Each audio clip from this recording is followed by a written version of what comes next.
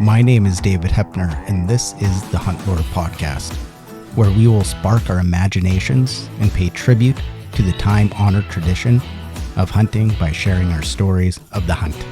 Huntlore is brought to you by Black Bear Wear, bear hunting apparel for bear hunters and everyone else. Get it, wear it, share it. Before we get into the episode here, I just want to let everyone know that these hunting stories take place in Manitoba, Canada. Thanks for listening. Sit back, relax, and enjoy the stories. So welcome to Huntlore. My name is David Heppner. I'm here with a very special guest for my first episode. He's been hunting for 3 seasons. Coming up is season number 4. He's been able to shoot a Boone and Crockett bear, 2 Pope and Young bears, 5 deer, 4x4 buck, a spike bull elk, and hopefully another bear this fall, and maybe a deer or 2 again. Without further ado, welcome Noah Heppner, my son. Thanks for having me. Yeah. Well, thanks for coming here, or sitting at the kitchen table with me and doing this. So I wanted to talk to you. I thought it was fitting that you were my first guest on the Huntlore Podcast, because I've been taking you out since how old? Well, my first memory is going deer hunting with you, and I remember getting pushed around in a game cart because I was too tired to walk. And hey, so this is our hunting year for 2011, right? We made a little ground blind, right? We're just sitting out here. We're waiting for a deer, right? yeah, I remember that was pretty fun. How old were you? I think around I can't remember my age, but I'm probably around. Well, it was 3 years old. 3 years old, yeah. How old are you now? 15. 15. So you've been hunting since when? Since I was 12. Since you were 12. Yeah. That was pretty good memories there, right? Yeah. Yeah. So yeah, I just wanted to kind of talk to you because, you know what, I've been taking you out since you've been 3. Yeah, that first time that I took you out, I can tell you exactly. I remember it very clearly. I got the idea from using a game cart from Ryan Derlego. That's what he did with his kids. So I put you on the game cart, but with a car seat. And I just pushed you out there because I knew walking to the bush, you wouldn't be able to necessarily do it.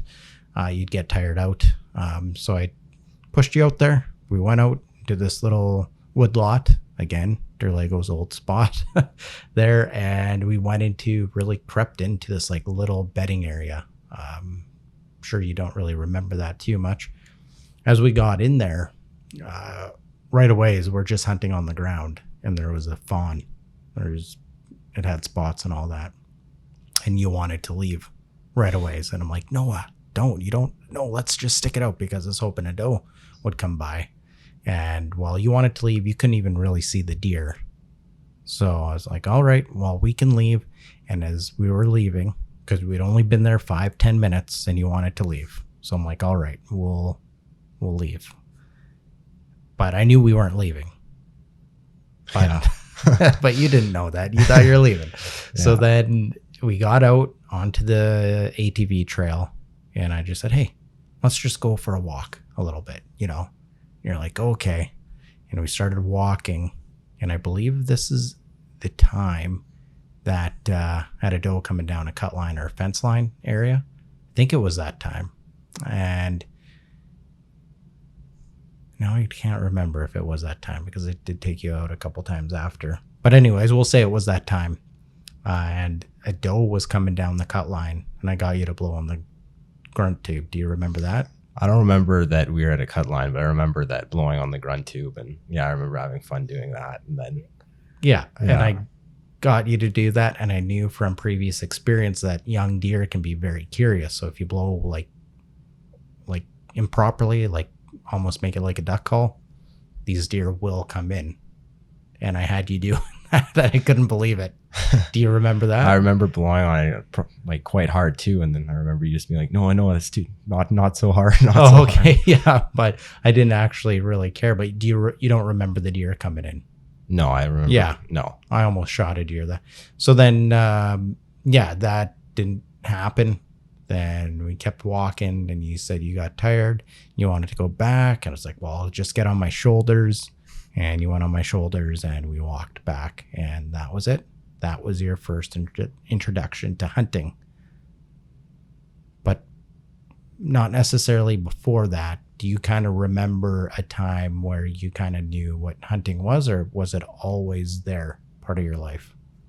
I just always remember it always kind of being a thing, and it never seemed kind of new to me. It always just seemed like something we did, and yeah, it's a fun thing we did together. And Yeah. Something you enjoyed, and then I came to enjoy as well. Yeah, no, that's cool. Some people out there have issues getting their kids into hunting.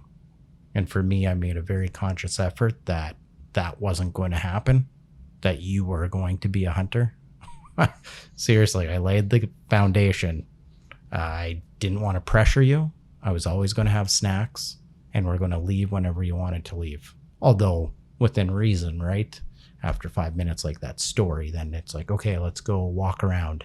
Let's go try this. Let's go over there. So I'd kind of keep dangling the carrot just a little bit beyond where you'd have to keep reaching, right? Yeah. And then once you were at your max, then it's like, okay, let's go. Like I wanted to keep it fun. If you were too cold, that's another thing with the bow hunting as well. We can do it in warmer weather. So I wanted to take you out when it was warm. It was comfortable. And also, I didn't really care if you made noise. Do you remember that I wasn't harping on you too much? No, I don't remember once you telling me I was too loud. So. Yeah. So that's another thing I think is very important is if people want to get their kids into hunting, one of the best ways is in the archery season, and going to a property where you don't really care if you screw it up. Like just go where there's a few deer. The kids are going to see deer. You're going to have fun. And keep it really lighthearted and no pressure. But is that kind of how you remembered it? Because that's how I remembered it. Yeah, that's how I remember it too. And I also really liked it. I remember when I just have this memory of me walking one time, and it was probably when I went on your shoulders, because I remember being super tired and just not feeling like I couldn't walk anymore. Yeah. Then you put me on your shoulders, and I was like, wow, you're pretty strong to be able to carrying me all this way. I can't even walk, and now you're carrying me. Yeah. That's pretty good. That's pretty awesome. At least you thought I was strong at one time. A bit different story on your elk hunt this year. I guess we'll get into that. So that's good. So one, you didn't feel pressured? No. Do you remember the story when I shot that button buck with you? Yeah, I do. How old were you, do you think?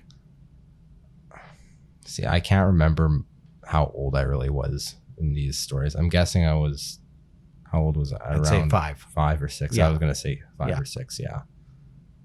Do you remember the events leading up to it? Well, I remember... No, I don't. I remember being in the ground blind, you shooting and seeing it run away, and then walking up to it and you gutting it and just seeing all the guts. And I'd never seen until then, I guess I hadn't remembered seeing like a deer being gutted or like being right there with it. So I remember you cutting it up and seeing all the guts and just wondering where the meat was. Just like cut it open. I'm like, where's the meat now? You thought the meat was inside the body. Yeah, I guess so. Yeah, I didn't realize it was the legs. Yeah. Yeah. That's funny. Yeah. So in that scenario, it was the same property that like we went on that first deer hunt, and that property, you actually shot your first deer on that same property in that same neck of the woods. So like back in the day there, I would put ground blinds and tree stands, and people would steal my tree stands. They would destroy the ground blind. They like ripped it, broke poles.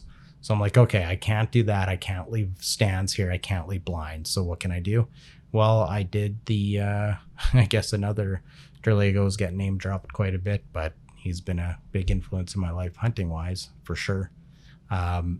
But it was just basically made out of sticks. I'd go there, make it, even went the day before, made it, made sure that everything was good, the deer were following, coming out of the main bush, heading south, and basically going to a really nice, I think it was an alfalfa field there at the time. And we just tucked in right into the edge of the bush, and I was hoping like a doe, or actually not a little buck, because I didn't want to use my buck tag back then. So yeah, then we were tucked in there waiting for a 20-yard shot, although they don't necessarily hug the bush that tight always there. But yeah, so that's what happened there. And I actually missed a doe. Do you remember that? I don't remember. I kind of once, like, I don't remember too much you missing, but I remember kind of being sad about something a little bit when you I'll tell you me. what Yeah. it was. Yeah, but I can't really. Well, I remember. had a doe, and I didn't have had a doe at, like, I ranged it, and I didn't actually have a range finder. I guessed it at probably 40 yards, which was probably kind of stupid to be taking a shot. But hey, back before range finders, and that's how a lot of people did it. They just estimated yardage. We'd walk it out, maybe put a stick somewhere at 20 yards, right? That's anything within that stick is 20 yards and less. And then you would just try and judge it from there. So we had those simple little tactics or techniques that we would use or I did anyways, to guess yardage. I'd even take tape measures and that from my tree stands and measure it out and use flagging tape. So if a deer walked by, that's 23 yards from the tree stand or whatever. But I probably had a tuft of grass or something there because it was a cultivated field. So maybe a wheat clump or whatever. But anyways, this doe comes by and I miss. And you started crying and making some noise.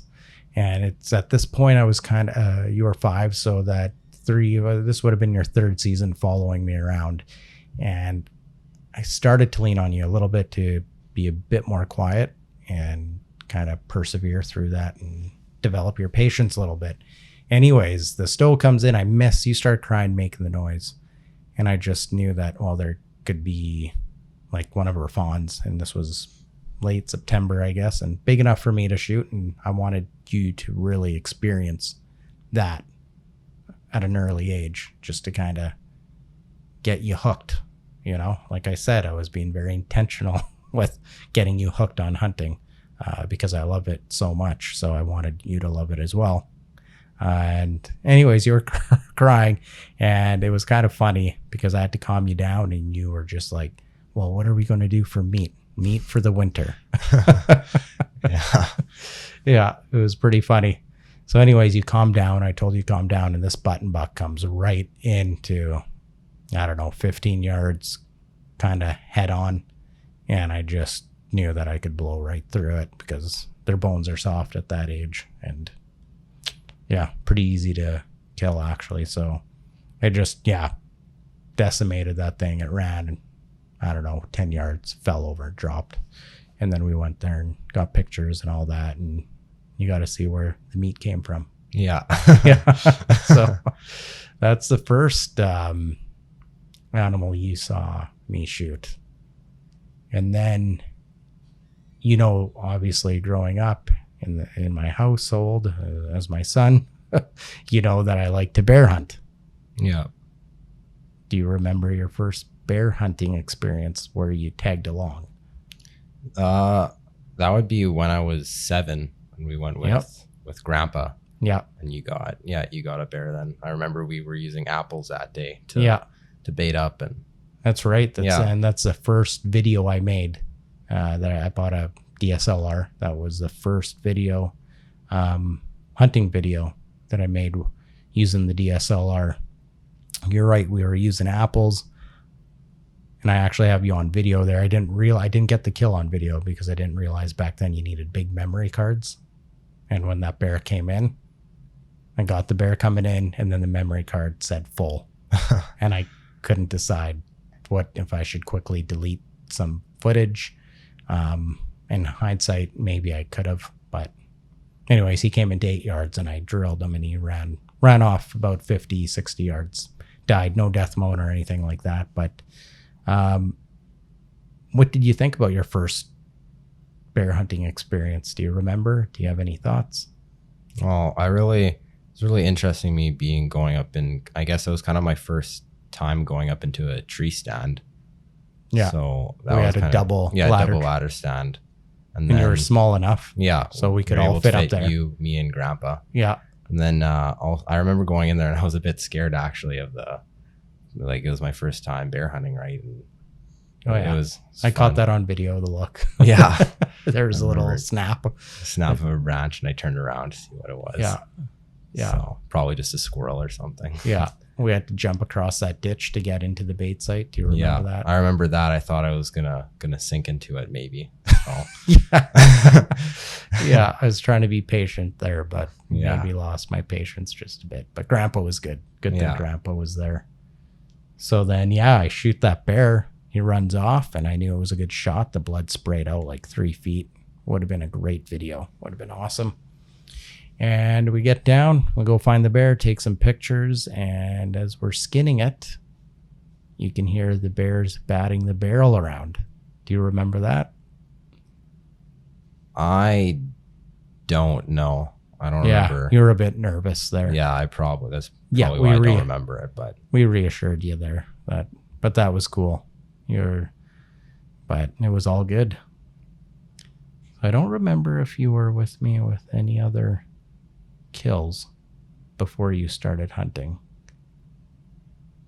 You helped track a little buck or another button buck that I ended up shooting on the same property we've shot quite a few deer on. But then when you were probably 8 years old,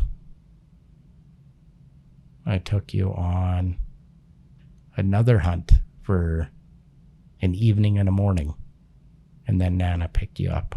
Oh yeah, on the moose hunt. Yeah, that was fun. What do you remember about that? I remember sitting a lot, and then I remember seeing a cow and a calf. Yeah, that was in the morning. Yeah, in the morning. Do you remember anything about camping out there? I remember the one day we went to a campsite and set up our tent and everything. It was cold that night, and we woke up in the morning and we were just absolutely freezing, getting ready to go. And yeah, it was really cold. It was really, really I was cold. kind of underprepared for that, actually. I felt pretty bad. But you know what? I knew you were going to be a hunter, camper, outdoorsman, because you were laughing. Yeah. The whole time. I was like, okay, this kid's got something. Yeah, I remember that. It's like, he's got it. Like, if you can handle that at 8 years old, then you'll easily be able to handle anything else as you get older. So, I ended up getting a moose. You know what the funny thing is? When we were, after that morning hunt, we were driving around, and we saw some moose out in that alfalfa field. Yeah. And you said, why don't you go get permission over there? There was like a bull and a cow and a calf, I think. And I had quite a bit of permission, because this was out in the prairie farmland of Manitoba, just for the listeners there. And so out in that area, there's not a lot of crown land, almost next to nothing. I'd say nothing. So it's just basically, it is all private land. So you need to go knock on doors. A lot of people say no. Some people say yes. I got lucky and I was able to get a lot of permission out there. And so when Noah suggested this, he's talking to me. We're in the minivan, and he said, minivan or Toyota Corolla? Doesn't matter. I think it was the Corolla. Anyways, and when you mentioned that, I was just like, I didn't want to get more permission. I just said, you know what? We don't need permission everywhere, Noah. Yeah. I ended up getting permission for that place, and that's where I shot my bull. So you were right. Yeah, that's pretty funny. Yeah. I should have got permission there, and I did, and I got my bull. So you had some insight even at a young age, I guess. So that's pretty cool. So now we fast forward. We're going kind of through your hunting career here. You're 10 years old. Do you remember what happened at 10?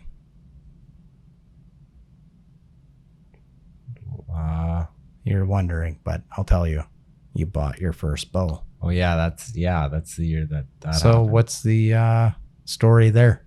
How did you get it? How did you get the money for the bow? 10. I guess that was the year that I started doing my flyer out, right? Yeah. That was yeah. So that's how I got some of the money, and then you also helped pay for it. Most of it. Yeah, most of it, but Yeah. I got you to pay some of it. Yeah. I remember walking through Cabela's with you, and we were looking at the bows, and then you showed me this one, and we went just to shoot it there. And I remember shooting it. I'd never shot a bow before, and felt so cool shooting it. And Oh yeah. yeah, and then That's awesome. after that, I was like, well, there's no way I can't not buy it. So Yeah. yeah, I talked you into it. It was pretty easy, eh? yeah. Well, I really wanted it too. So. Oh, you did? Yeah. That's good. You didn't feel pressured at all. Not at all. No, I would have wanted it even if you like. Yeah. Yeah. As soon as I shot it, I'm like, yeah, I want to buy it. So you're all in. Yeah. And you've never shot a gun. No, never shot a gun. So yeah. Yeah, that's what we mainly do is bow hunt. And you like it. Yeah. Yeah, I really do. So you never felt pressured with getting into hunting. No, not that I can remember at all. So So you liked the approach that I took then. Yeah, I introduced you to it. and I obviously liked all the adventure involved with it and Yeah. going out in nature. So yeah, I really like that. You know, another thing that just comes to mind is watching all those hunting videos together. We watched a lot of hunting videos. Yeah. So even with bear hunting, you were able to hear the death moan. So if it did happen when you were there hunting, I don't think you've heard it in the wild yet, have you? No, I actually haven't. Yeah. So some people, they do, when they go bear hunting for the first time, they don't necessarily know the death moan. And so when it happens, it kind of turns them off, or it can. So anyways, I exposed you to that. I exposed you to animals getting shot multiple times. You know, I started making my own hunting videos. So then you saw that as well. And obviously being there in person, seeing me shoot a couple animals, it probably helped as well. So yeah, so you bought that bow, or we did together at 10 years old. The minimum legal age in Manitoba to start hunting is 12. Yeah. So you're gearing up for that. You're practicing. And I knew right away as you're left eye dominant. You're right-handed. Right hand. Yeah. Left eye dominant. Yeah.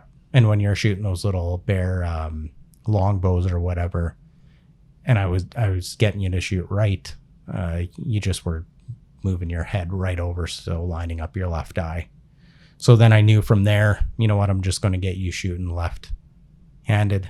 And I don't think it was really that awkward to get you shooting left. No, I remember the first time you told me, I was kind of confused about how that would be better, but it took like the next 2 days I shot that way, and then I can't remember it really from then on being uncomfortable. Now, if I ever would try to shoot right, it's uncomfortable. Yeah, so. yeah, I've seen you try to shoot right.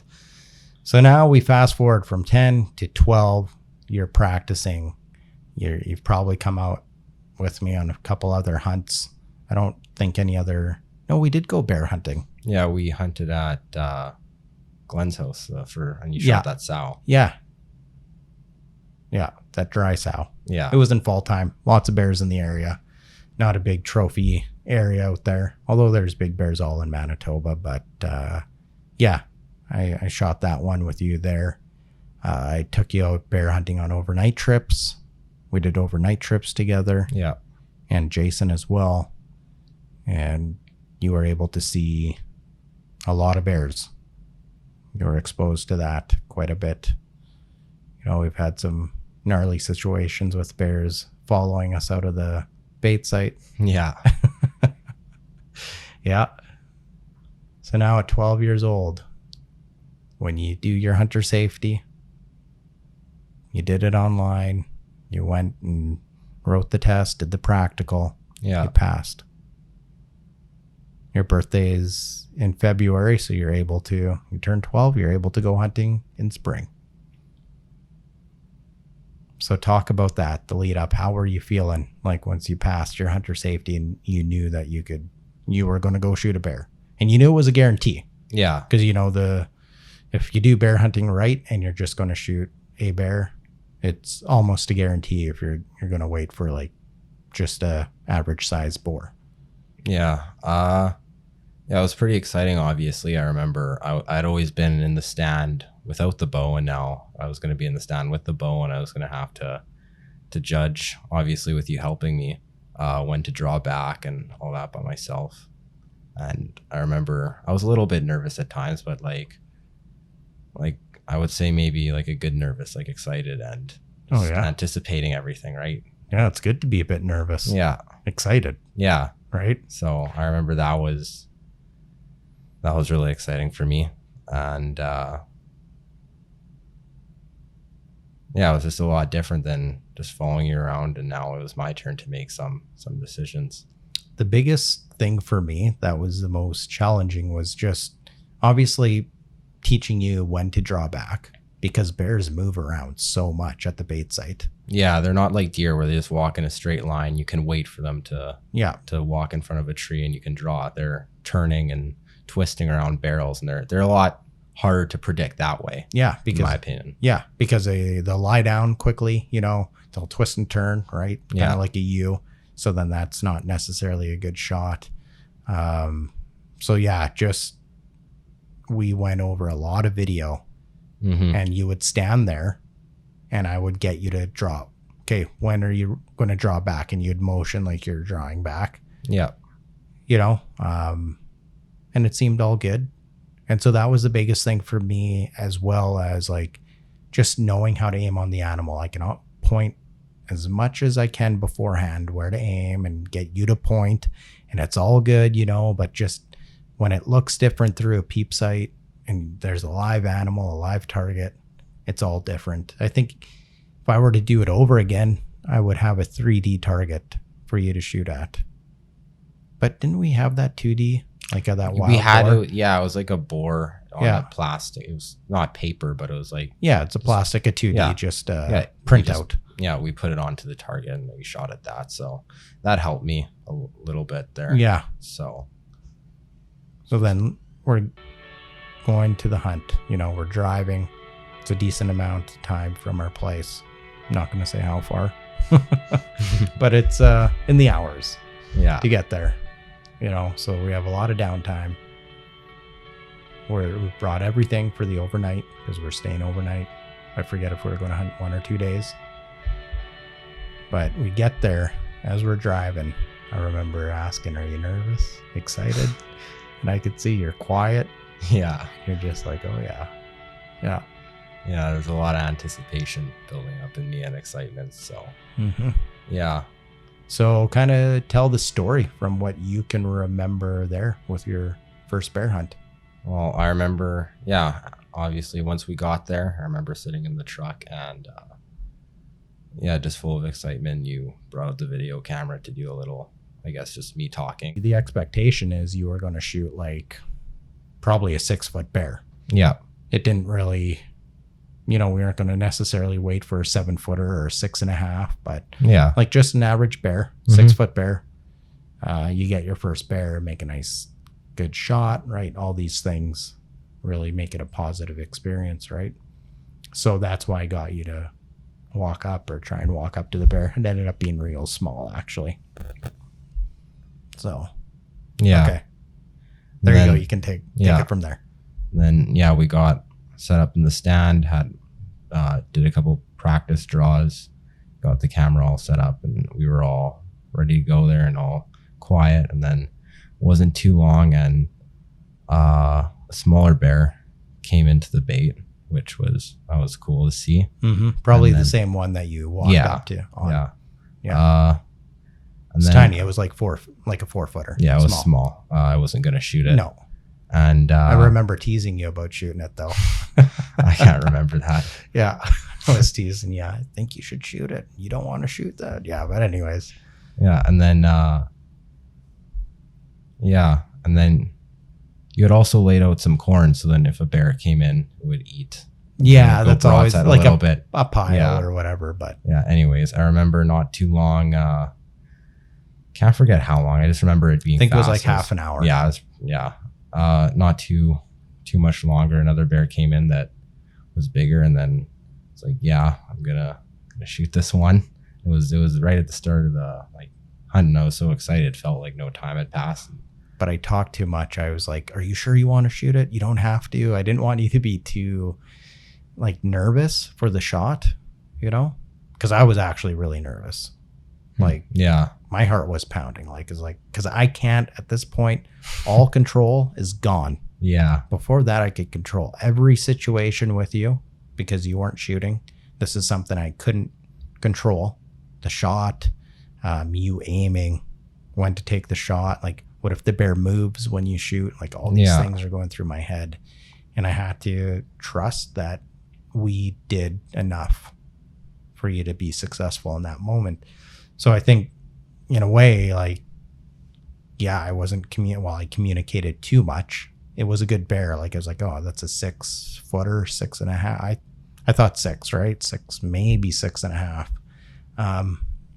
And maybe Pope and Young bear, because I saw his head there when he came in. Do you remember that you didn't necessarily want to shoot it? You were going to no, wait for I something remember. bigger? I remember since right when it came in that I was going to shoot it. I don't remember any hesitation at all. Yeah, you sat down and put your bow up, and I was like, what are you doing? Oh. But I kind of, stupid me, whatever. I was just, no, you don't have to shoot it. We can wait for something bigger, all these things. And, you know, so I put all these thoughts in your head, which I regret doing. But hey, like I said, I was nervous, but and excited. So anyways. Yeah. And then it came in and started eating from that pile of corn, and I didn't get a shot right away. It moved around a bit. I can't remember fully like how it moved around the bait site, but I remember eventually I got the broadside shot, and yeah, he told me when to draw, help me with that. And yeah, I was pretty excited. I guess just instinctively, I settled the pin where I wanted to from what we had all gone over. And then, yeah, slowly squeeze the trigger and let the arrow fly. So you don't remember slamming the trigger, like punching it? No. Do you remember, like, I remember, methodically? when all You're the pretty shooting methodical. we went over. Nice. Yeah. And yeah, just. Your heart was pounding, though? Oh, yeah. Quite a bit, yeah. Did it feel like it was coming out of your chest? In your ears, was the blood pumping? Yeah. Yeah. So. Whenever you want to take the shot.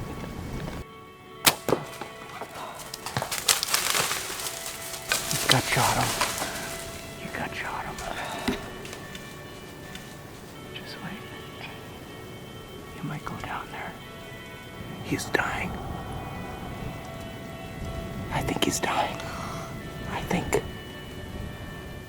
Yeah, and then I remember after I shot it, seeing it run off, and we weren't too sure about the shot right away, just because it looked a bit farther back. Yeah, it was a bit back. Yeah, but maybe a touch low, but it ended up, we think, getting liver. So, yeah. I remember shooting it, and just the feeling after that, the first thing I ever shot, and seeing it run away, that was. Yeah, I thought you gut shot it at first, so I said that to open my fat mouth again. Oh, you gut shot it, and just like yeah. But anyways, I'm glad you have a lot of grace with me. I'm learning as I go. Yeah.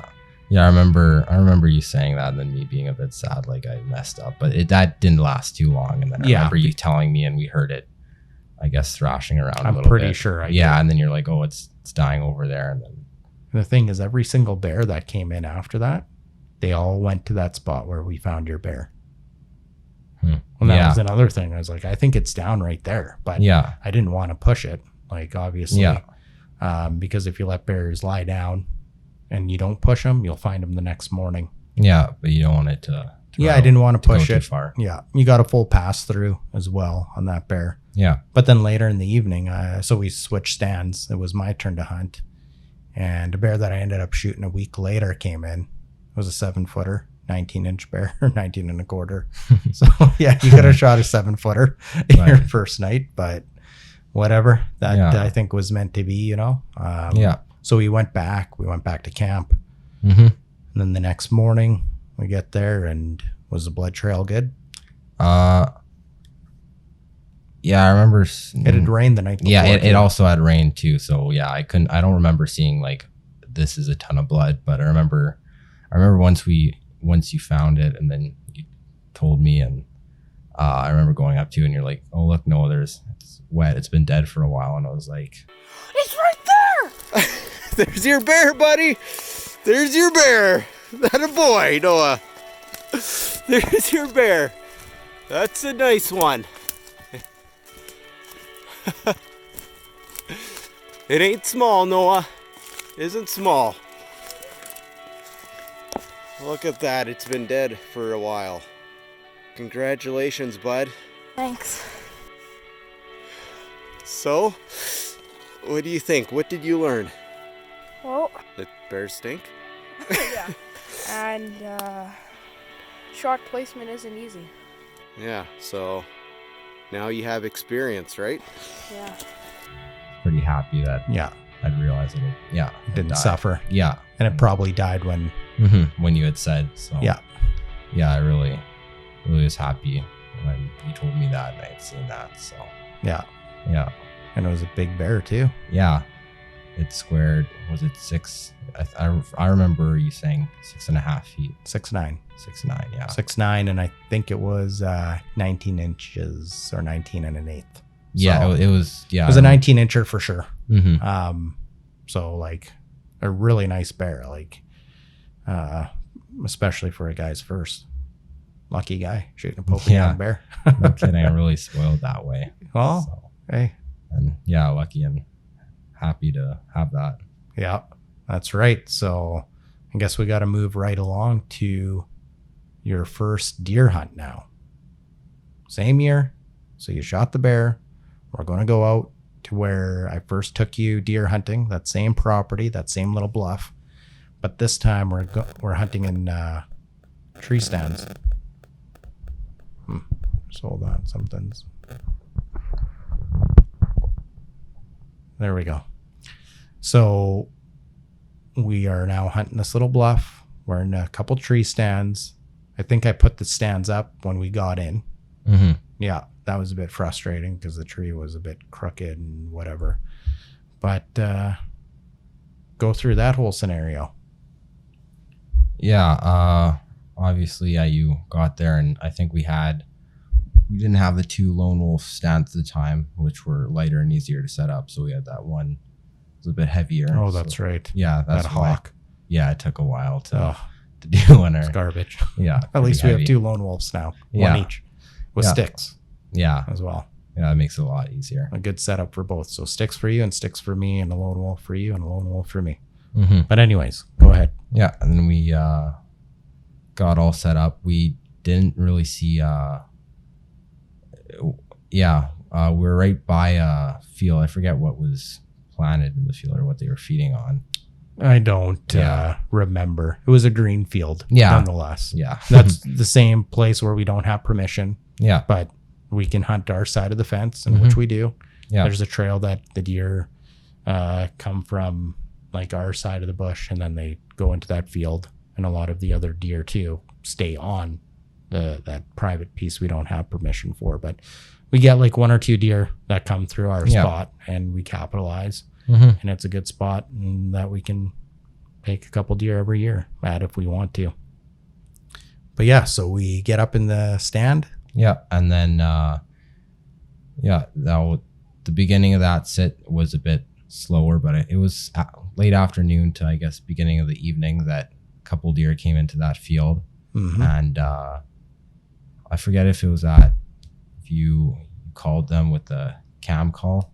Or the can call. Or can call that it didn't look like they reacted to it right away at the start, but then later into the evening I had that maybe, but I also had a grunt, or like a tube. Yeah I think Grunt you had tube. both that you tried, and then it didn't seem like they really cared about it at all, but later into the evening Like I blew on that grunt tube hard. Yeah. There was a doe out there. mm-hmm. I know there was the doe that you ended up shooting. She was out there. She'd look in Yeah. our direction, yeah look a couple times, and then she went back to eating. kept feeding. Yeah, Probably for like 10 minutes, I'm guessing, after I quit calling. I was like, yeah, she's not coming in. Yeah, I remember you stopped calling. I forget how long after that it was. I just remember for me, I remember thinking that it didn't care and wasn't going to come in. It looked exactly nonchalant, like it was not interested, wasn't coming. Yeah. Anyways, so yeah, I had that run through my mind, and then a little later into the evening, it started working its way towards us. Obviously, it had heard you and was a bit curious. So, well, I remember when it picked its head up, and it started marching, like it was just on a mission, and it was looking exactly where we were. Yeah. She's coming to investigate the grunting. And it came down. It would have to walk towards our bush line, hit the fence line, and then turn, I guess, east, that is, and walk right down our bush line, or that fence line.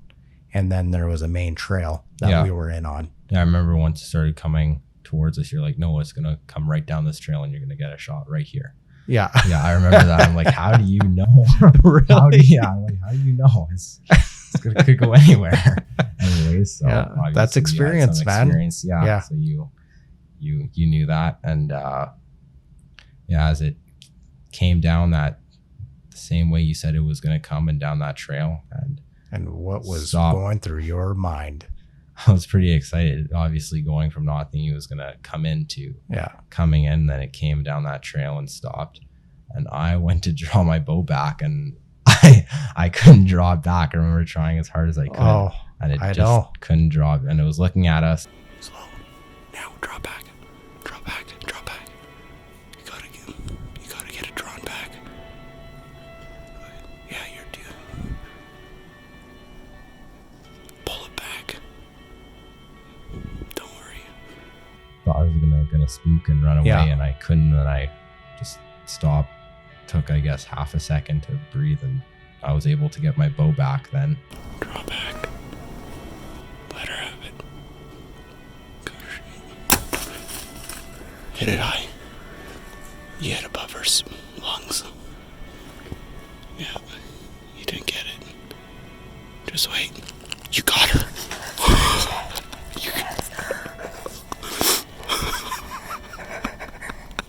You got it.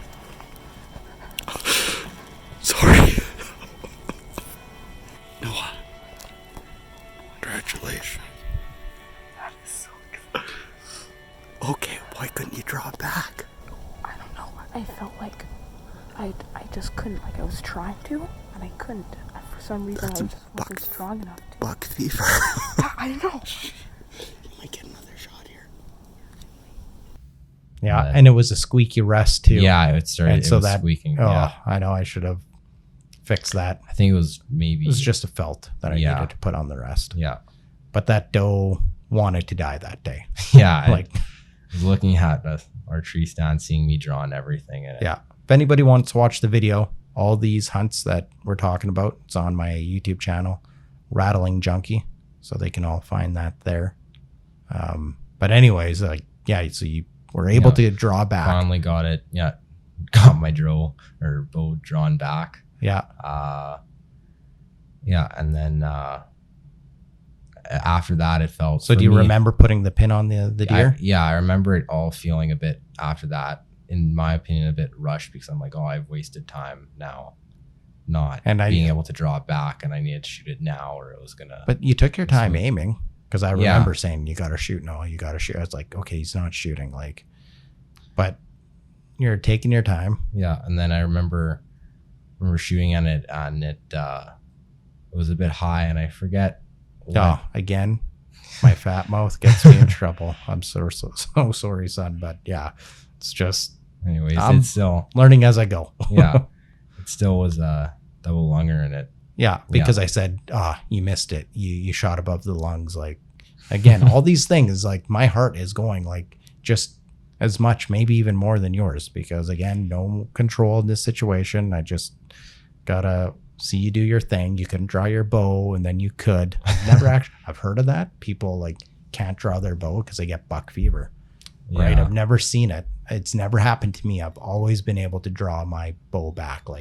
In the moment of truth, I don't even feel it. I was now wondering if too, maybe just with all the excitement, I somehow got my arm stuck in my harness, against a tree, and maybe that was Oh, was okay. able to draw it back. But I don't know. But like you said too, Yeah. like breathing. Like Yeah, you, I took that second or half a second just You to got let it. down. And I even take thought a about deep trying to breath and help then- you pull it back, like pull your arm back. Like, okay, we'll get the stud, like, yeah. So that was your first day deer hunting as well. Mm-hmm. So first day bear hunting, you shoot a 19-incher. First day, you shoot a doe. Yeah. It's high. Yeah. So It now yeah. runs off, and I say, "Oh, you got it above the lungs." Yeah. And I remember, it ran a bit of a, Like probably 30 yards, right? yeah, and a bit of Or a- less. Yeah. I think less. Yeah. Ran a bit of a semicircle. Yeah, from that's right. my memory. And then it just fell over. And Yeah, it just that tipped was- over.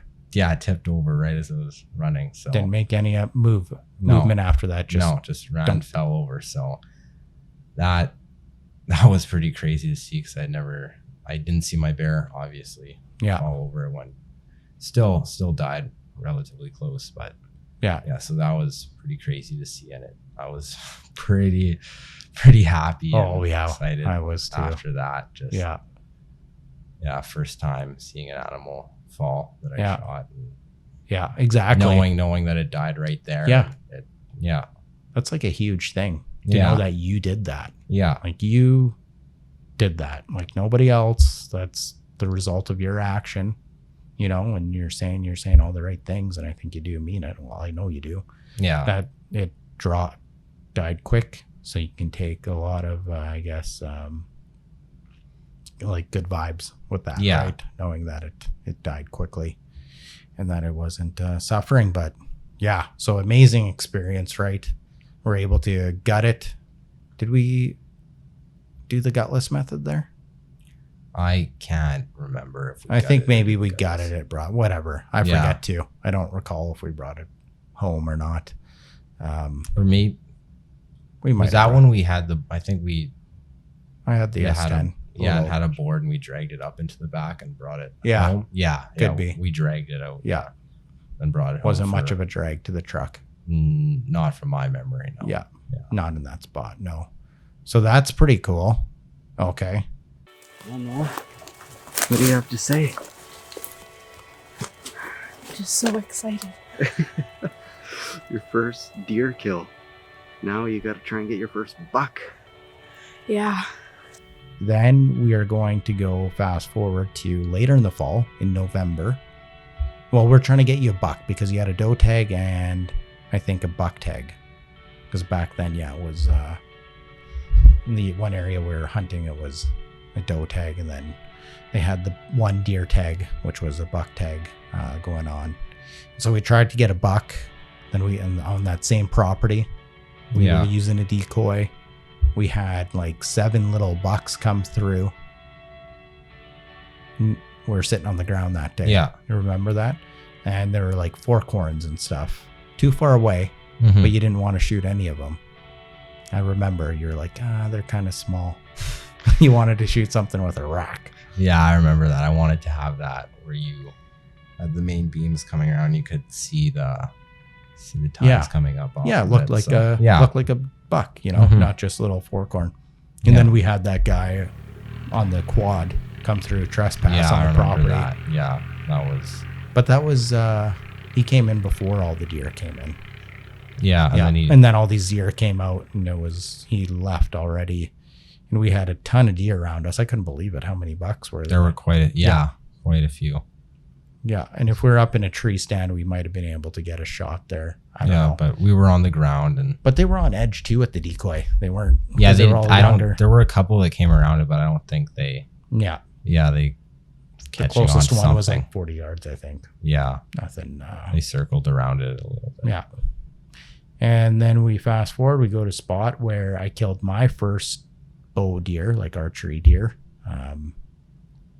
We go there in November for the rut. And I don't know if we've hunted that spot multiple times or if it was just the one time. And we're sitting there and a bunch of deer come running by because in this property, Oh. there's Yeah, hiking trails in hiking there. trails, yeah. And so people walk their dog. Sometimes the dog chase the deer. Yeah. And then sometimes the deer just get chased because people are hiking through there. They Yeah. get scared and they run. But that almost helps us. 'Cause Yeah, I found that it actually it gets pushes them moving. around. Yeah. Yeah. Moves them. We're hunting this inside corner. Mhm. And yeah, we basically can hunt it on any wind direction we do, just because there are quite a few deer in this it's a smaller bluff, right? Yeah. I would say it's probably like a 40-acre bush. And then we have permission for like the 15-acre part of the bush. Yeah. So all these deer run by us. I remember there was probably 8 deer. Yeah, I think around. And a racked buck. Yeah, at the very with no brow very tines. back. Yeah. And maybe a couple forkhorn bucks. Yeah, I think there was 1 or 2. Yeah. Yeah. And what did I tell you? Do you remember what I told you when they ran past? Well, you were you was that was the time you were texting with Nana? Yeah. And then I remember. But what did I say when they ran past us? Like because of the hikers or bikers there, you don't remember? Well, I'll tell you, they ran past, and knowing from past history, deer really like to go back to where they were spooked out of their bedding area because they know that was safe. They'll want to make their way back. I told you, no, they will come back probably later in the afternoon. Mm-hmm. And I was texting with Nana. We're up in the tree stand. It was slow. And I guess I didn't expect them to come through so soon. It was probably an hour after they ran through that they started coming back. Yeah. So do you take the story from there when you first saw the deer coming through? Well, you were texting with Nana. Well, you didn't know that though, right? No, I didn't know that because I was on the back side of the tree. I thought you couldn't see me. Yeah, I thought you thought I knew. I thought you knew. Yeah, that's why I didn't tell you. And then so they're all coming out, and I seen the rack buck, yeah, like rack little buck. 4x4. Yeah, not giant, but yeah. In my opinion, it was. I looked at it and I'm like, oh, that's a big deer. So, yeah, it was a buck, right? It Yeah. was not a 4-corner spike. You were going to shoot this deer. Yeah. So I was at the back, and there was forget if it was. And it was coming right through the inside corner. Yeah, right through. And there were a couple in front of it. And then you had, I guess you noticed what was going on, and you seen the deer coming too late. through. Yeah, so what too I late. noticed was there was one little, like a spiker walk through, and then there was this forkhorn walking through. Yeah. And then I went, Matt, trying to stop it. And I was like, remember what? that. Why isn't Noah shooting? Why isn't he drawn back? All this time. But I was on the phone and I look up and there's these 2 bucks right there. I couldn't believe it, right? They're so quiet. They barely made any noise. They were going right back to their bedding area where they were spooked out. And then as I'm doing that, I was like, Noah, shoot that deer. And you're like, oh, but then it takes off, it goes through the shooting lane. And I look to my left and there's that little 4x4 staring at us. Yeah. Yeah, I remember. Yeah, the whole time I had thought you had there was seen no it, way so. it was coming in. No, I I had messed heard that. you blowing on it. And Yeah, I was just, it saw us up in the tree. It just wasn't a good situation there. So yeah. I messed up that opportunity for you. Well, So yeah. I felt so bad. I couldn't believe it. It's like, of all people, of all the stupid mistakes. For one, I'm texting your Nana, my mom, which isn't a bad thing. No, no, not at all. But bad timing. Yeah. Like not a good situation to be in. So he takes off, runs off. Mm-hmm. No buck, all those deer. And I asked you, how many deer walk through? And you said like 7. And I couldn't believe it. 7 deer? I was like, that's really bad. That was a dad fail. I failed hard. Yeah, we all make mistakes sometimes. No, but that was like, okay, well, that would have been quite the year. You shoot a bear your first day, a doe your first day, and then a buck your second day hunting. Like, yeah, man, that would have been crazy. Yeah, but wasn't meant to be, and that's okay. Mm-hmm. Then later in the day, you must remember what happened. Was it the same? It was the same day. Same day. Yep. It was the same day because it was basically your last day that you could hunt because the weather was getting colder. I don't have the best clothing for you. So just to stay warm. It's like, you know what, really the weather's changing. It's going to be too cold. You have one more deer tag to fill, and it's it wasn't any sex tag. Yeah, it wasn't just a buck tag. It was a general tag. Yeah, a doe or a buck. So then this fawn came in. Yeah, small fawn, and then right on like 20 yards. Yeah, we're inside the bush a little bit, and there's the inside corner, and it came right along the edge of the field, and it caught my movement. It did. Did it? I made too much movement, and it was like looking up at us. But I know it's a fawn, so they haven't been around long enough to really know what's going on. So I knew you could probably get a shot. Yeah. So you drew back when it was looking at you. And I remember after those deer that buck, I guess, spooked or whatever, and having the excitement of that, I was wanting to shoot a deer that day really bad after that. So for sure. Yeah. And it came, and I remember after that just being like, I'm going to, wanting to shoot it so bad. And I drew back, settled the pin, and shot it perfectly. Oh, so absolutely good. Money shot. Yeah, ran, and we had two stands there, 2 stands for different winds there. Yeah, that's right. And it ran and right into the tree of the big oak stand. tree. Yeah, it ran right into that tree and just full on. Yeah. It ran and it bounced off 10 feet. Yeah, hit the tree and then just bounced off. And I didn't film that. Died, and didn't make another move. And it was like, wow. It was dead right there. So that was a pretty good season. Yeah. Man, we're just trucking along. It's almost been an hour, but we aren't even close to being done all your hunting stories here. Yeah. We don't have to go through them all, but I want to get through a couple. Yeah. So we did that. Okay, you did that. Amazing first year of bow hunting, 3 animals. Yeah. So now we another fast forward to age 13. You're getting a bit bigger now, able to handle a bit more responsibility, like sitting there longer, Well, you already could, but you're doing that, all that stuff. So now we go into springtime and we are hunting bears. Yeah. Yeah, it was my I remember also being excited. Obviously, I was excited. I've never not been excited.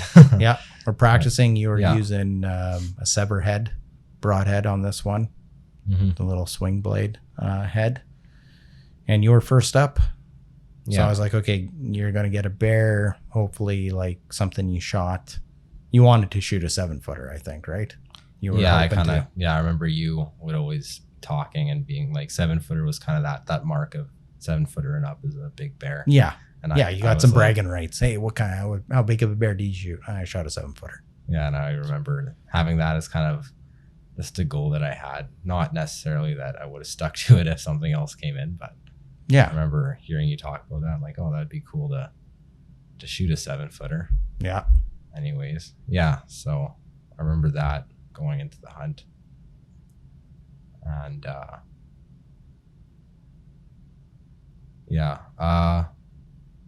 I'm trying to remember exactly what happened leading up to that. Well, we don't have to go all into that because it's, a lot of the same. Yeah. We hunted one morning and it was super cold. And we saw when we walked in there, it was cold, frosty, calm. We walk in, the leaves are loud. It looked like a big bear on the bait. They always look big, but this one looked legitimately big. We had seen a pod trail. And a giant pod trail. Massive. One of the biggest I've ever seen, actually, now that I think of it. And there's a big bear on the bait. It looked big. It ran off. And I was like, okay, maybe it wasn't as big as I thought because running away. Then I was like, well, they can look bigger because as they're bounding away. Whatever. We saw maybe 2 other bears as we sat there, nothing big enough to shoot. And then we needed to bait anyways. And I just thought we got there the day before or the night before. Yeah. Camped and then went in, hunted, and we needed to bait. So then we baited. We thought we'd just hunt the morning before we baited. We bait all up. Don't know how many days after that we came back, maybe 5 days after. We're going out for the evening hunt, and Jason was out there hunting as well. Yeah. He ended up shooting a giant as well, a Boone and Crockett Yeah. brown bear. Yeah. That was 7'6" squared was his. 7'6". Yeah.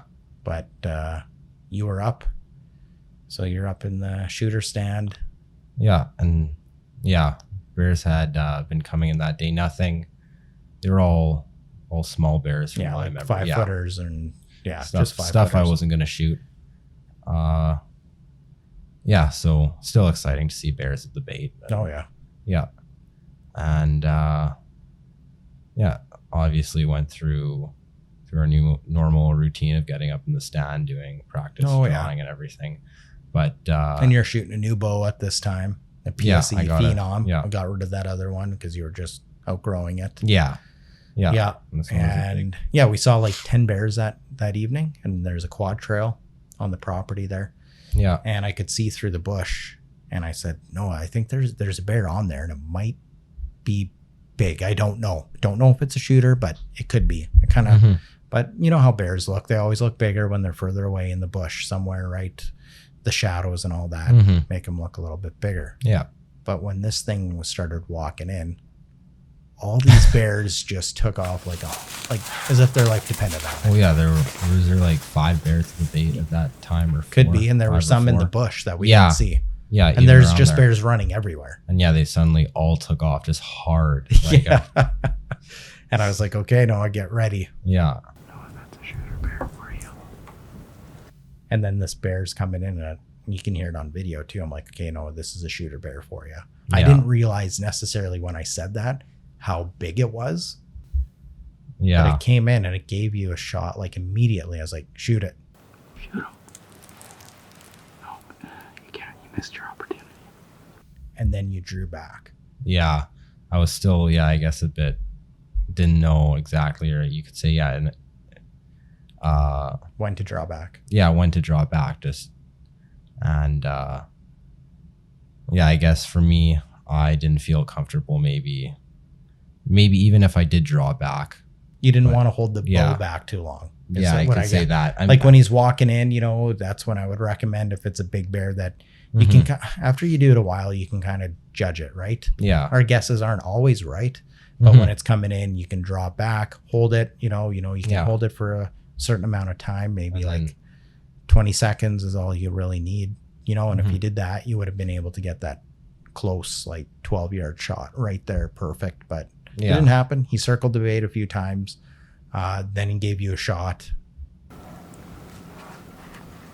Draw back. Aim and shoot.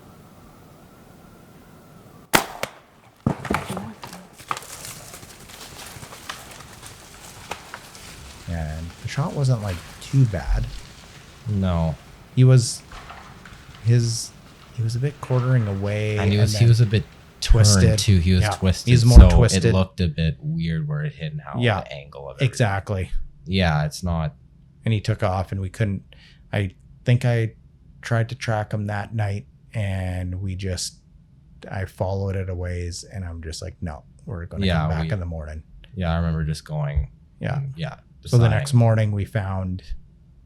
Did you realize how big that bear was when it came in? Yeah. Did- Yeah.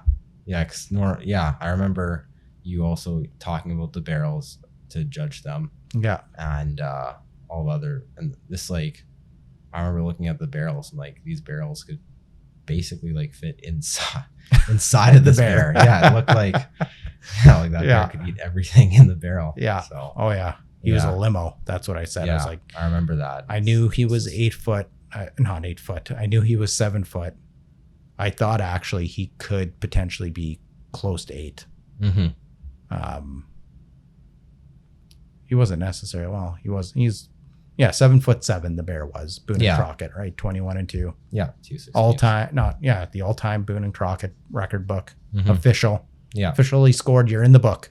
yeah, I've never shot a Boone and Crockett bear. 21 incher, that is. So you did it. Congratulations. It's pretty Thanks. awesome. Yeah, 13 years old to do that as well. So yeah, you knew it was a big bear. yeah. So then the next morning, Jason shot a big bear, a Yeah. booner as well. Yeah. A gross booner, I think 21. I don't know if it actually dried 21. And that was a brown one, 7 foot 7'6". We found that, we skinned it out, got Mhm. it, did all that work, then went on your track job. Yeah. Okay, this is the morning after Noah shot a tank of a bear. We just got back from skinning Jay's bear. He made a good shot on it, and yeah, it's a giant 7.5 footer. Don't know if this one's going to be that big, but it looks to be like a pretty decent bear. So we're going to try and pick up some blood, and if we can't pick up blood initially, then I'm going to go to the last spot I saw the bear. And I heard a bit of a crack there, but who knows? Who knows if he fell or if that was just him slowing down and stepping on a branch and cracking it. A lot of big bear sign in here though. Did have a little peek, and hopefully we'll get it. Fingers crossed. And if we do find it, well, that's where we'll see you. What do you remember about that? I remember that one being a bit longer, and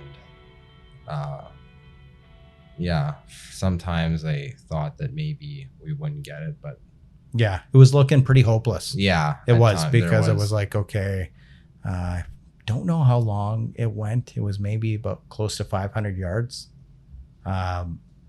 We came to the spot in the bush. Like we did a really good job tracking. yeah, our tracking Like Jason was doing kind of the mid stuff, and then he would get you to stand where the last blood I was. put my bow cam right where Yeah. the blood was, and I just look in the Yeah. And then you did 4 to 3 all foot- the, yeah, exactly. all that short stuff, and then Then he you went were out. doing some bigger circles, and I was doing the bigger circles. Yeah. I'd find some blood that sometimes. and then we go up to where and then you we were. just quickly yeah, go up. so we did a really good tracking job that way. Yeah. So Yeah. And I think the bear might have even doubled back. I think it did a couple Yeah. times. Yeah. And then we came up to this water hole, Yeah. and there was blood in the water. I believe that's what we found. Okay. But then there's a ravine in the area, and we just couldn't find any more blood after that. And I just decided, okay, I'm going to get onto the highest ground that I can. And it's really thick in there though, too. And I'm just going to look down. Yeah. And, well, it didn't take me long, and I found your bear Yeah. I remember that. You, down in the bottom yelling. Yeah. To So come you get- were a little ways away and yelled, yeah, I found your bear. And it was down in, I guess, the bottom of the ravine. There was a little bit of a creek or whatever. Yeah. Because it was shot far back. And Yeah. we went there. Mm-hmm. And we got him. Yeah. You got him. We found my bear. Didn't take too long to stumble across the blood trail, but it didn't look too confident when we were following the blood trail. Some spots where the blood really slowed down, and then during the end of the tracking job, we didn't see any more blood. So my dad came and was looking around for the bear and maybe if he found more blood, but more of the bear, and then he stumbled across this. So How big is he? like, I don't, probably 7.5 feet square. Potential Boone and Crockett. He's a booner. Yeah? Yeah. There you go. Right on. I'd be very surprised if he wasn't. This is where we found him. In this big hollow. Yeah, always a good idea to go to water, Yeah. and that's exactly where he was, especially with a shot that's further back. You know. Now we Absolutely. got a bit of a job for me. I have wet boots from my bear and one pair of dry, non-waterproof boots. And there's down the creek. So looks like Noah's gonna learn how to skin. Yeah. So he's got boots. Yeah. A big bear. Couldn't believe it. Jason, when he came down to look at that bear, he's like, I remember his reaction. Yeah. He's yeah. He's like, why didn't you guys say how big it was? He's like, well, Jay, I did. I said it was a limo. And Jason was excited about his bear. I said, you were just talking about your bear the whole time. So I was like, okay, well, your bear must be bigger. Like, Yeah. I didn't, you know, he's like, when he saw it, he's like, that's the biggest bear I've ever seen. I know. Yeah. Yeah. So It was pretty good. And we had to skin it out right there, quarter it, yeah, and just walk it out. Yeah, we were tracking. So It was really deep in the bush. There's no way we could get a I don't quad in think. there. What did we have? We didn't I don't have any think- game we didn't- bags. Yeah, we didn't even have any game bags. So I remember we found places on Logs and stuff logs and to keep it as sticks to put it clean on. as Yeah, possible. help keep it clean and keep it obviously from getting wet because there's bacteria in the water. Yeah.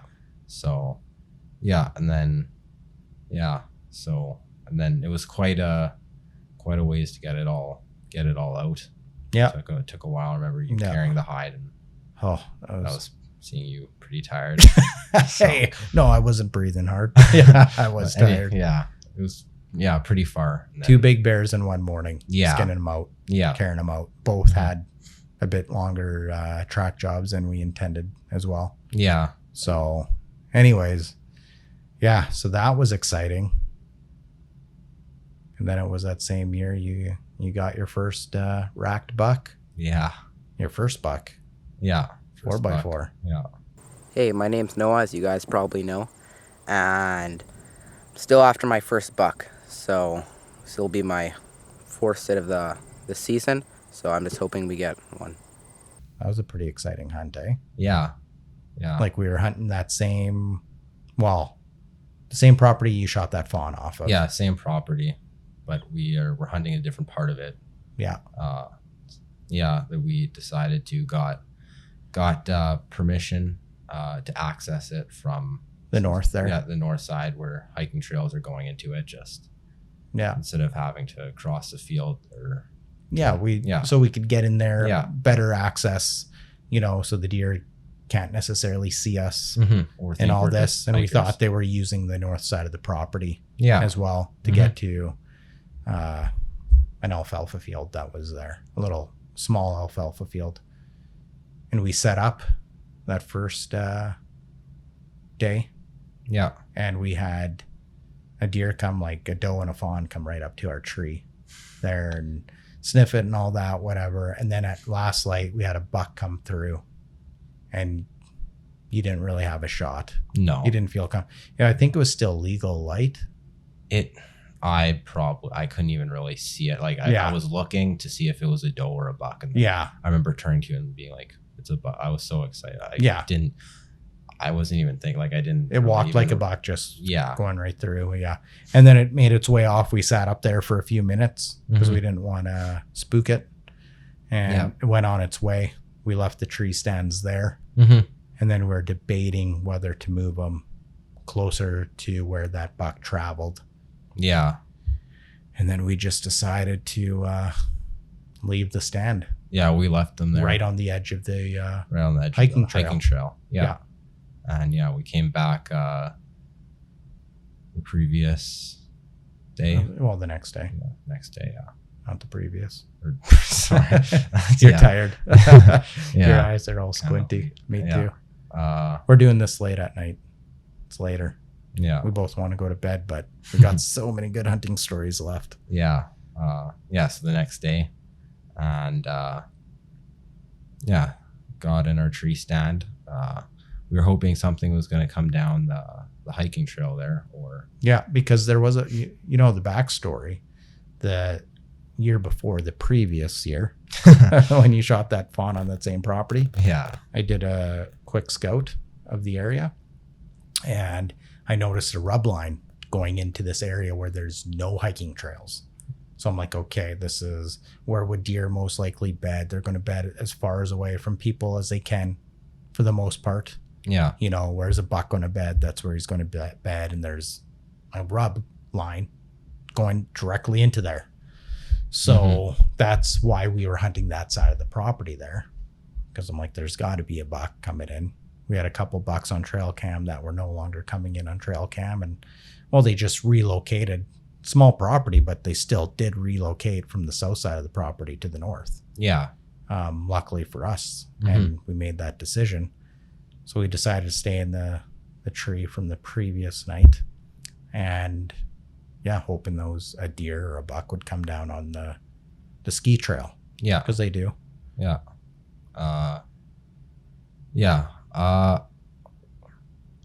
I'm trying to remember. That day, we didn't see the buck that I shot was the only deer that. No, we saw a couple deer, but early in the, like not early in the evening, but not late. Yeah. That buck came in and he did that. He came out where basically that rub line was. Mm-hmm.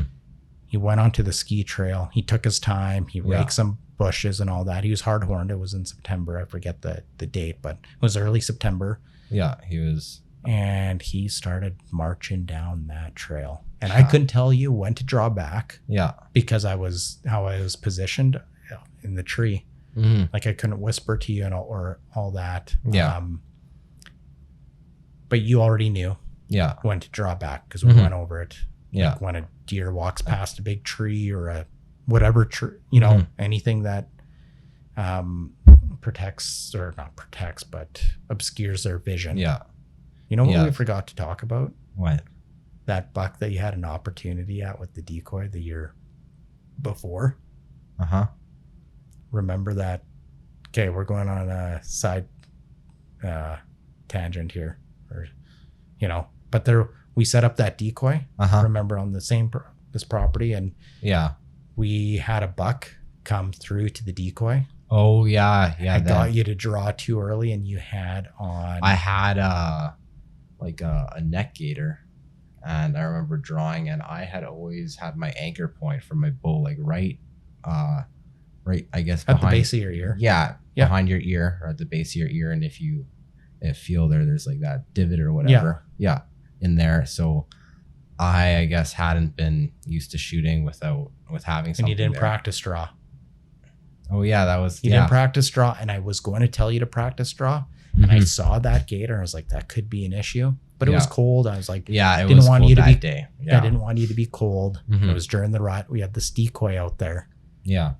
And I just see a flash to our right, and we're on the ground. Mm-hmm. Yeah, we were on the ground. But by like this big bush that... It was there was a big...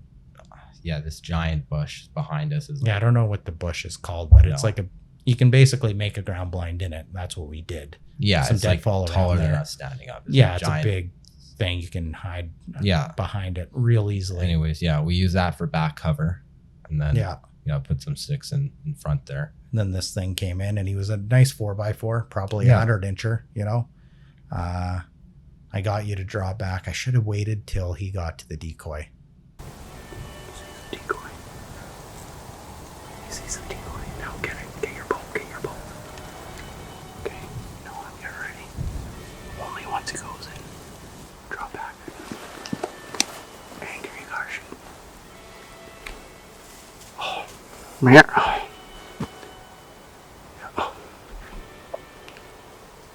Yeah. But you drew back, and then you made that head movement. And I kept trying to get it behind my ear there, and there was that gator kind of blocking it. And you're making a bit of movement, and he saw that. He saw that, and right away he spooked. Yeah. So, yeah. If you didn't have that gator on, even when you drew back, like when you did, you would have got him.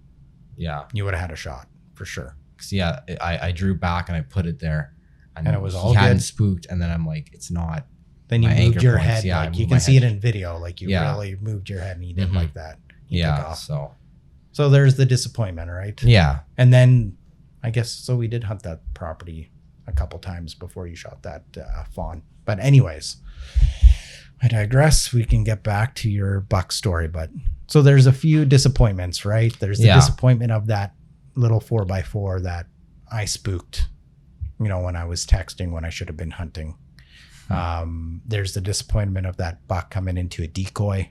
Yeah. Like a nice one for your first one. So now we're going into your second year of bow hunting. You shoot that booner bear. Now you're going for your first buck. Your goal was a racked buck. Yeah. And you stuck to it. Yeah, I did. You're sticking to that goal. And then that racked buck, 4x4, comes out.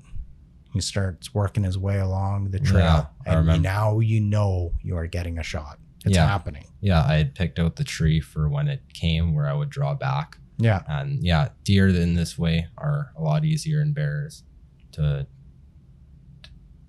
when kind of time when you draw back, because you can pick a tree on the trail they're going down, and then be like, once its head goes behind, then draw back. And so I did that, and it was raking its antlers in some branches on the way there, which my heart was pounding so hard, and that just made it pound harder. Yeah, oh yeah. The moment being stretched out. Yeah, it was doing what deer do, right? Yeah. Just it had no idea we were there. No, Just taking his time. slowly.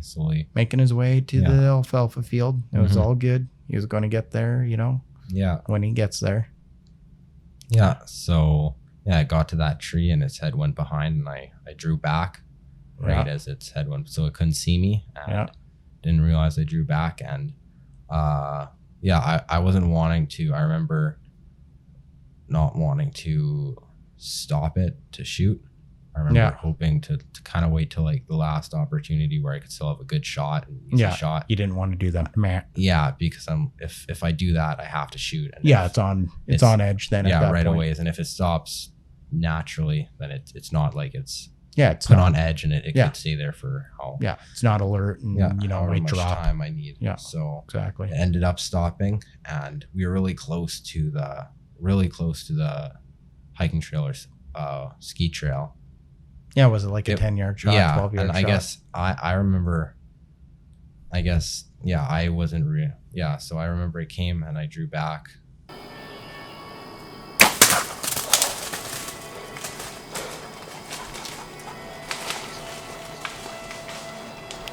What do you think? I think it was good. A bit high, but it was right enough. Sit down, buddy. Sit down. Sit down. How did the shot look? It was a bit high, but you're in a tree stand. Yeah, so I think it was was it a pass through? Well, the arrow disappeared into him. It did. Yeah. Oh, he's. Settled the pin and where I would normally aim, and then it hit a bit high. It hit a bit high. That's we were closer, and then first you maybe said that it only got one lung, but I remember it complete pass through, and I was like, "There's no way that it's not dying." Like, seen the blood coming out, and it was complete pass through. Complete tucked its tail and ran hard.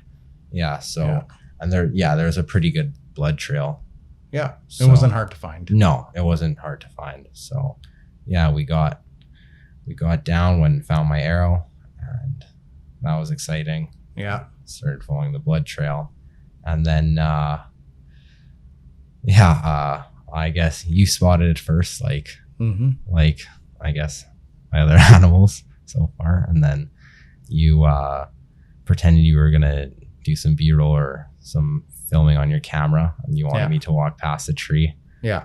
And I said, look in this direction. Come walk past this way. Look in this direction. And I knew, obviously I set you up to see the deer. Yeah. So. You thought I saw it. Yeah, I did. No, just track here. I need to get some. We're probably going to come in the morning. Here, I just kind of want some of this. Oh, there's blood here. Okay, I'll get you. Okay, come on this side, and I'm just gonna get you looking kind of like that way. Okay. Careful. Woo! There you go, Noah. Whoa! Congratulations, buddy. Wow. What a cool buck. Good for you. Wow. You got them. Sometimes they go a bit further than you expect, eh? Yeah. What do you have to say? So I guess don't really know how to say it, but I seen that, and I pretty excited when I seen that. I ran right up to it, and its antlers had some grass on or whatever, and I brushed it all off and then lifted up its head, and couldn't believe it, eh? No, it was like my goal that I'd wanted to get, like that rack buck, and then I got in. You did it. Yeah, in my mind that was giant, like this huge. You see, and just so people know, it was like an 80-90 inch buck, but 4x4, pretty cool. Mm-hmm. So that was pretty exciting for me too. Yeah. Now there's a lot bigger out there. Yeah, but like you said when we've talked about it, because obviously you're 15, You aren't making big bucks yet. You're going to be shooting bucks like that every year if you can, until you're able to be more independent doing it on your own, and then you can make your own decisions. Some people never stop shooting those bucks and they're happy with it. So it doesn't really matter if you want to keep shooting those. But knowing you, the one thing I'll say is that, like, I was pretty surprised and impressed that you were very like set on your goal of shooting a racked buck. And I actually tried to convince you to shoot like spikers or forkhorns. I remember that. Because I'm a big proponent of people getting experience, you know, like not like new bow hunters. They need to shoot, man. They need to get that experience, get some good kills under their belt, you know, move forward. And then once you rack up a few kills, like when I say a few, I'm talking like probably 10. Yeah. So then you can start going for some big deer. Yeah. Because big deer, it's tough. Yeah. Especially if you don't have the best land to go on, you know, it can be really challenging. But yeah, so you brush the antlers off. Couldn't believe it. Yeah, I was like, that goal of shooting this deer that looked like a big buck. Well, it's good, man. It's a 2.5-year-old deer. So we got there, and then we dragged it out to the edge of the field, 'cause it's that same property I shot the fawn on, and then dragged it out there. Grandpa came out. Yeah, we called Grandpa. Is this the one you saw yesterday? Yeah, I'm pretty sure it is. Yeah. Wow. Congratulations. Thanks. Well, a good shot. A bit high, but Double long. yeah, double long. Well, that's a good shot. Yeah. Well. We'll have a look.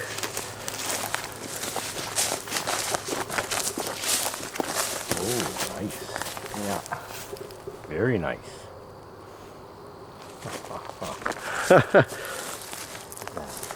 thing with that deer is there was blood everywhere, like blood coming out of its nose and its mouth, like a perfect double lung shot. At the end of the day, it blood was everywhere, and yeah. I remember it was a bit of a chore to clean it up for the pictures. Yeah. But we did. We got some really nice pictures out there. So yeah, that was good. Yeah, now you've gone on. Man, we got more stories, but maybe we should leave it there because I'm tired. You're tired. Maybe you want to come back for another episode 2. Yeah, we'll see. We'll see. Yeah. Well, I might have to pay you next time, eh? Yeah. So that's pretty good. Just to leave it off, I guess, because what other stories do we have to tell? Because I know there are a couple stories. Well, we'll lightly touch on. Well, you do have some more stories, and I want to go through those, but it's already been an hour and 20 minutes. We've been talking roughly. Yeah. So I think we should probably do a 2-part series on this one. Yeah. So you have your bear from last spring. Yeah. Because you didn't shoot a bear this spring. No.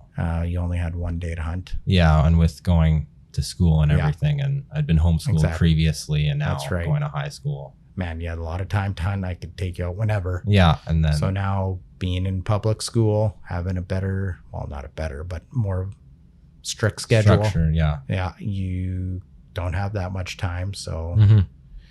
You're kind of transitioning over to fall bear hunting now too. Yeah. That's what you'll be doing mostly, I think, for the next 3 years.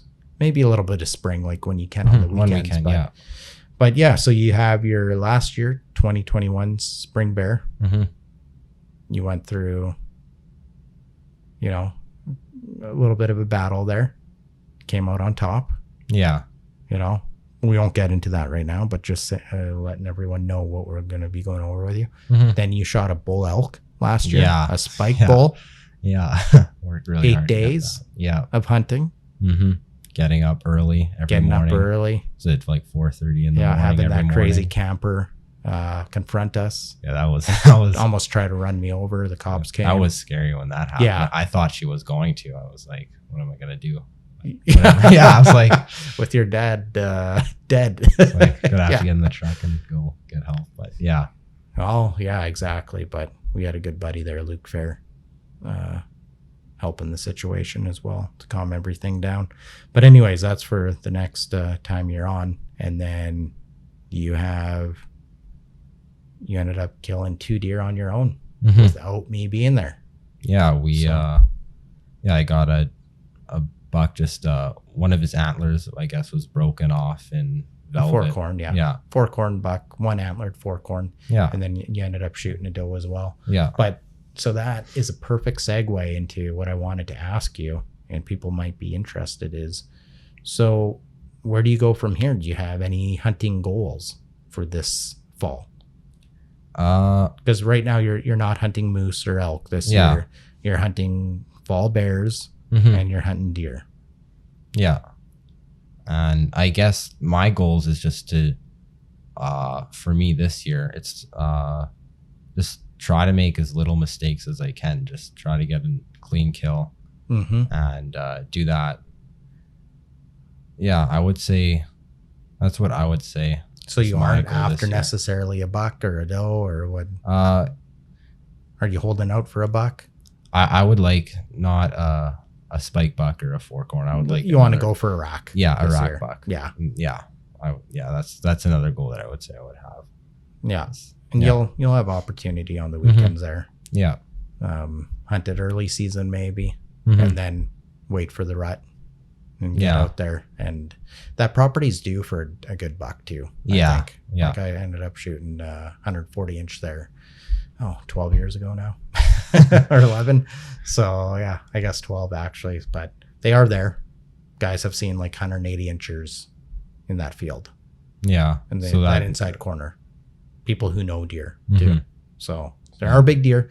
The thing is, they come through that place. Like I've seen like massive rubs in there, then nothing. Like it is really like, that's where those cameras, those cell cameras.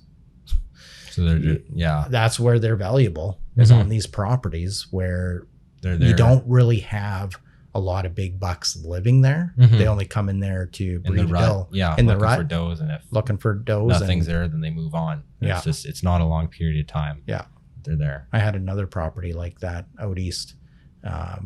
It's very few deer on it. No one hunts it. I'm the only guy that hunts it. No one's hunted it for years except me.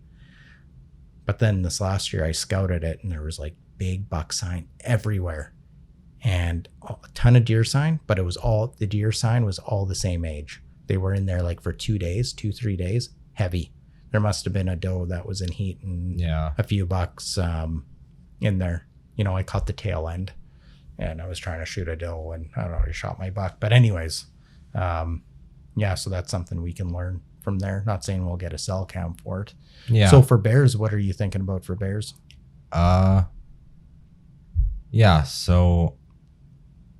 Something I was kind of going again for maybe around that 7 foot mark. Obviously, if fall time's can be a bit harder. Yeah. So like I was gonna say,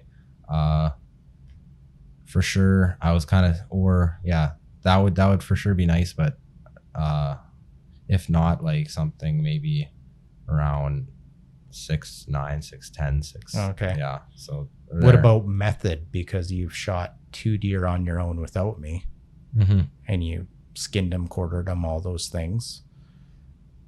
What about sitting on your own? Like, I'm not saying you have to, but have you thought about that at all?